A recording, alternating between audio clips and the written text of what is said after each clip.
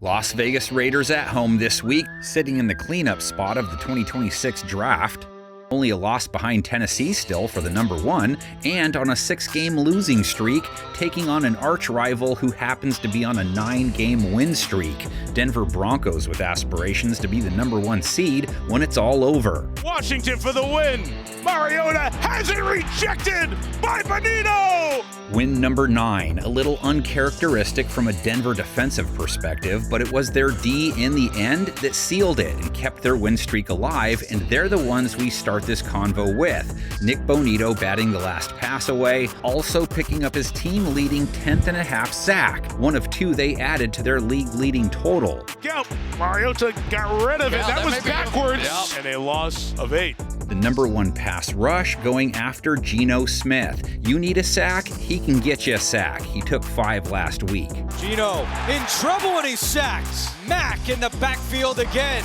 Believe me, there are ways, dude. You don't want to know about it, believe me. Only one team has given up more sacks this year. Smith has been dropped 4+ times in 4 straight games. Took 10 in a single game in there. Hell, he can get you a sack by 3 o'clock this afternoon with nail polish. Smith in trouble and he's sacked. And a big play on 3rd down. Offense only garnered 14 points versus LA. That's their average for 2025. Only Tennessee is averaging fewer points. Broncos are holding teams to 18 a game. Only 3 teams holding teams to fewer.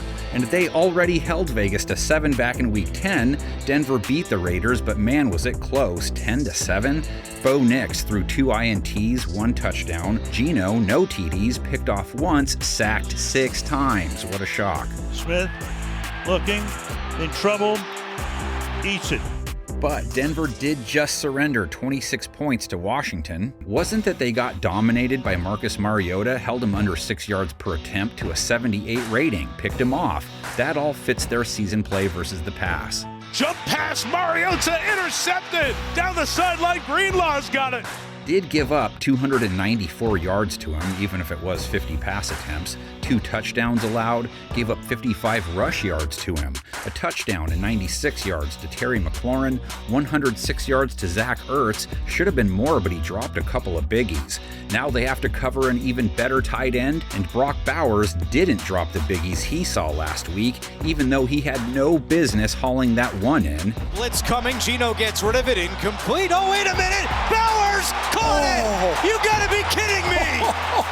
Bowers hauled in both Geno touchdowns, and Smith, for all the sack taking, put up a 107 rate by completing 18 of 23 passes. Geno, end zone, wide open, touchdown! That's Bowers!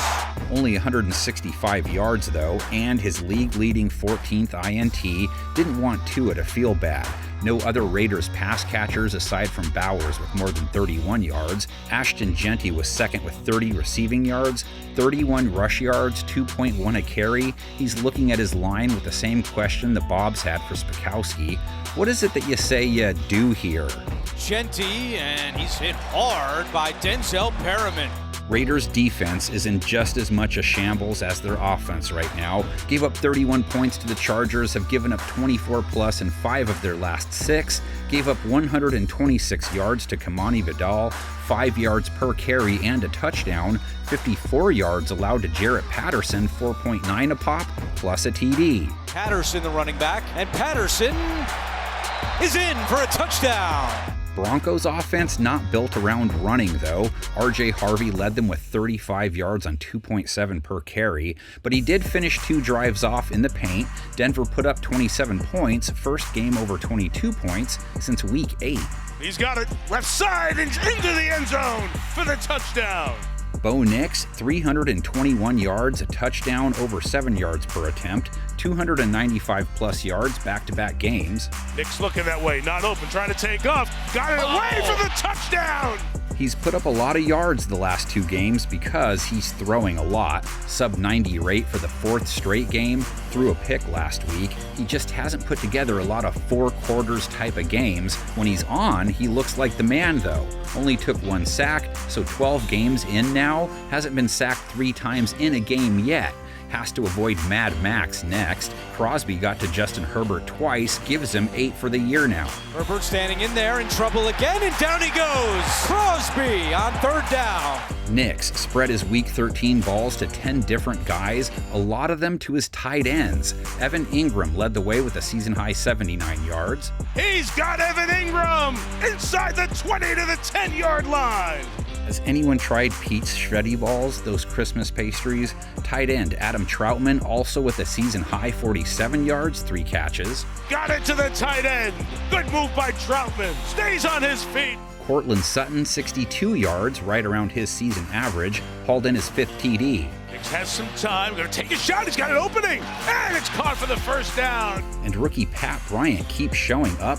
42 yards last week, so 40-plus in 4 of his last 5 games. Side route, good catch. And the rookie's off to the races. Bryant inside the 5. Raiders secondary held every Chargers pass catcher they faced to less than 40 yards. McLovin held to 39, Keenan Allen to 30, Quentin Johnston to 23. He and McConkey scored on them. Vegas gave up a 100-plus rate to Herbert as a result, 15 of 20 passing, but they picked him off and held him to 151 yards, so they don't come in shook, as it were.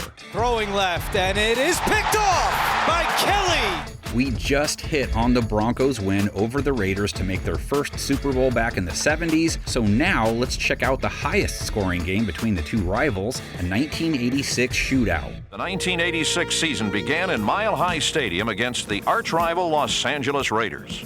Elway in the count, takes the snap, has a little protection, runs up in the pocket, throwing it toward the end zone for Watson. He's open, touchdown! But the Raiders shot right back and gained the upper hand. Los Angeles built several sizable leads, but couldn't extinguish the confidence of the Bronco Maniacs. Ken Woodard stripped Marcus Allen of the football and raced 12 yards for a touchdown. In the shotgun, 3rd and goal at the 7th. Elway's drop, and the pass, and it is caught. Gene Lang at the goal line. Touchdown, Broncos lead! The Broncos had demonstrated tremendous character while coming from behind to post their first win of 1986.